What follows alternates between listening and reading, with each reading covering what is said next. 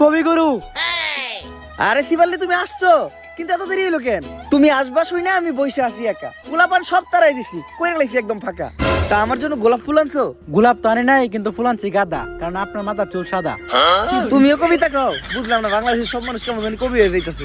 থাক, ফুল আনা লাগবে না, বসো। তুমি তো নিজেই একটা ফুল। আপনি এই জায়গায় বসে কি করতেছিলেন? আমি কবিতা লিখতেছিলাম, কারণ আমি প্রাক্তনকে কখনো ক্ষমা করবো না। তা কি কবিতা লিখলেন, একটু শোনান তো। তা আমি শোনাবো, কিন্তু আমি প্রাক্তনকে কখনোই ক্ষমা করবো না। প্রাক্তন কি তোমার ক্ষমার হবে কে বই আছে?